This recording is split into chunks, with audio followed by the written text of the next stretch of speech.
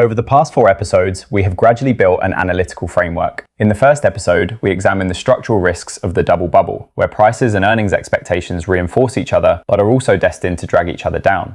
In the second and third episodes, Eaton and Rockwell Automation showed how the AI story can be brought out of the software layer and back into the physical world. In the fourth episode, Chubb demonstrated that the cash flow of the insurance industry can operate independently of technology capital expenditure.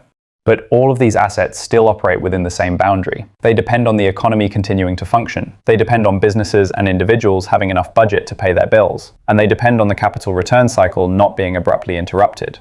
In this episode, we need to step beyond that boundary. We're looking for a type of asset whose demand does not require AI to succeed, does not require a strong economy, and does not even require companies to be willing to invest. It requires only one condition: disease still exists. That company is Johnson & Johnson. Johnson & Johnson is one of the best-known healthcare groups in the world. In the second quarter of 2026, the company generated sales of $25.3 billion, up 6.6% year-over-year. Adjusted earnings per share reached $2.90, an increase of 4.7%. Management raised the midpoint of its full-year sales guidance to $101.1 billion, and the midpoint of its adjusted EPS guidance to $11.68. These numbers are not remarkable by the standards of today's market. But the question truly worth asking is, what exactly does this company sell? Many investors still think of Johnson & Johnson as a company that makes baby products, band-aids, and everyday consumer brands. But Johnson & Johnson today runs on only 2 engines: innovative medicine and MedTech.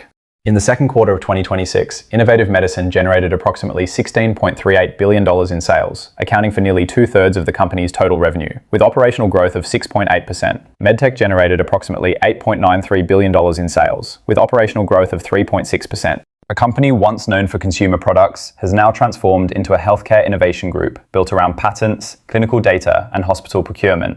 That transformation determines how the company should be valued. Investors are not buying a collection of static brands. They are buying a portfolio of products that requires continuous investment, continuous iteration, and continuous exposure to R&D risk. Johnson & Johnson is no longer a traditional blue-chip company with a low valuation and little controversy. To understand Johnson & Johnson's current value, we must begin with the patent cliff. STELARA was once one of the company's most important products. It is used to treat psoriasis and Crohn's disease. In the second quarter of 2026, STELARA reduced the operational growth rate of innovative medicine by approximately 760 basis points, while US sales fell nearly 70% year-over-year. For a pharmaceutical company, when a single core product declines at this pace, it usually means that overall revenue and earnings are entering a prolonged cycle of downward revisions. But the result in this quarter was different. Innovative medicine still achieved operational growth of 6.8%. The products filling the gap included Darzalex, Carvykti, Tecvayli, Rybrevant/Lazcluze, Tremfya, Spravato, and Caplyta. Caplyta generated quarterly sales of approximately $361 million, up roughly 71% year-over-year. Spravato generated approximately $584 million, up about 41%. This was not a one-off result driven by 1 or 2 products. It was a multi-engine product portfolio operating at the same time. Growth in oncology, immunology, and neuroscience helped offset and reinforce one another, while MedTech provided another independent stream of revenue from surgical procedures and medical devices. This is precisely Johnson & Johnson's most important long-term capability, keeping enough products advancing simultaneously across different therapeutic areas. When one product reaches its patent cliff, other products can absorb the lost sales volume. This ability to replace declining products determines whether the company can navigate both bull and bear markets.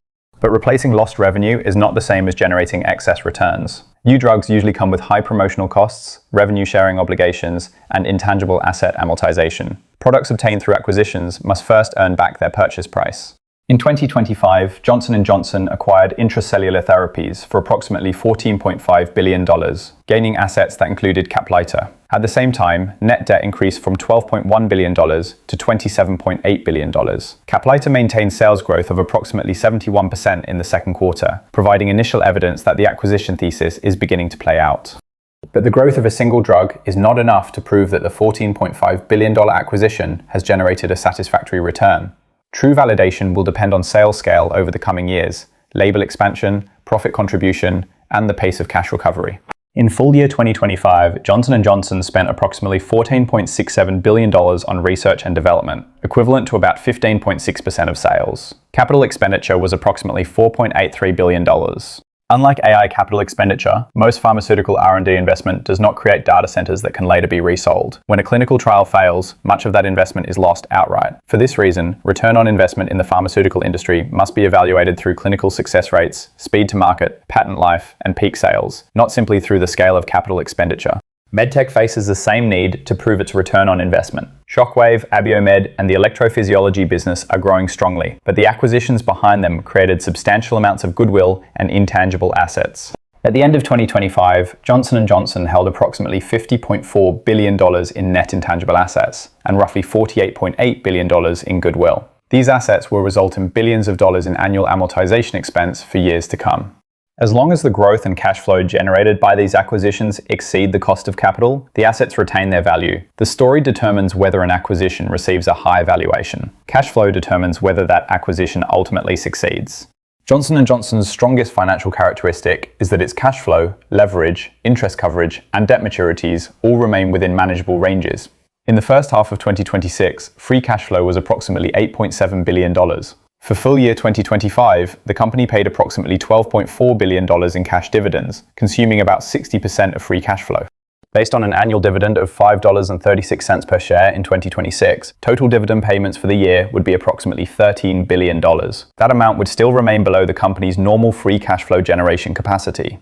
This gives the company three choices. It can continue investing in R&D, repay acquisition-related debt, or repurchase shares. But strong cash flow can also weaken capital discipline, because management has the financial capacity to fund expensive acquisitions and low-return projects.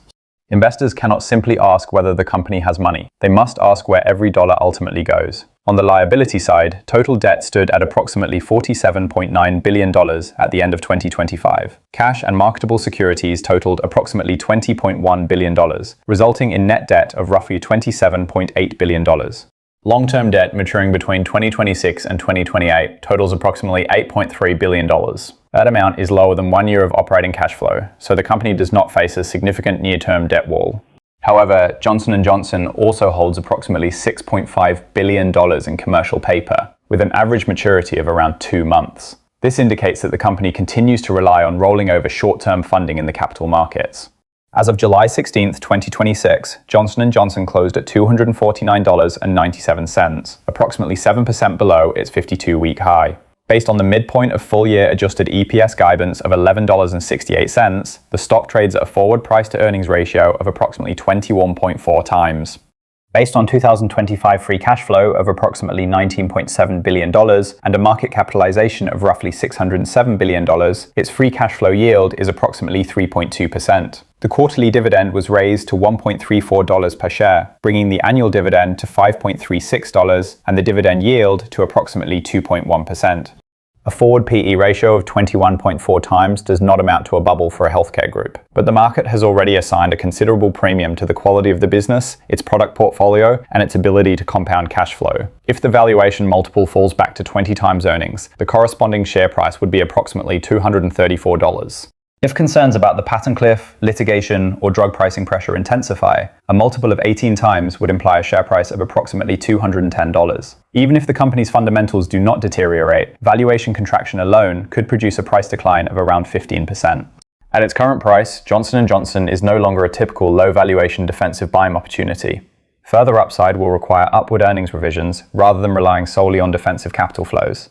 Johnson & Johnson's role in a portfolio is to provide defensive exposure to healthcare demand and long-term dividend compounding.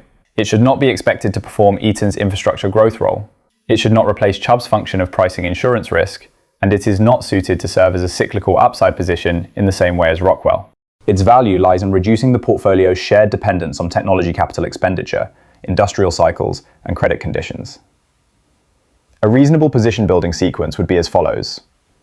Near $248 to $250, investors should establish only a base position rather than moving immediately to a full allocation, simply because management raised its guidance. If the share price falls back to between $238 and $242, while sales guidance, free cash flow, and new product growth remain intact, investors could consider increasing the position. Only when Capleata, Spravato, the oncology portfolio, and MedTech all deliver at the same time, or when the valuation returns to a lower range, would it be appropriate to upgrade the stock to a larger core holding. If litigation reserves and debt rise at the same time, further accumulation should be paused. Eaton controls the flow of electricity, converting AI capital expenditure into orders for power infrastructure. Rockwell controls the factory floor, converting technology into production efficiency. Chubb prices risk, converting uncertainty into underwriting and investment income. Johnson & Johnson meets demand created by disease and surgery, converting healthcare innovation into long-term cash flow. At the beginning of this series, we asked a question. If AI is ultimately going to succeed, why could it still become the starting point of the next major correction in US stocks?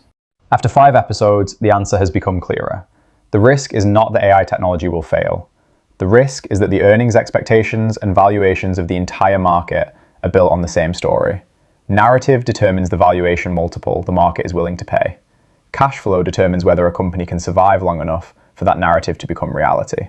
What ordinary investors need most now is not the ability to call the exact market top before a bubble bursts. What they need is to ensure that before the market is left with only one story, their portfolios already have a second, third, and fourth leg to stand on. The best portfolio is not one in which every stock tells the same correct story. It is one in which, even if one of those stories is proven wrong, the entire portfolio can still generate cash flow.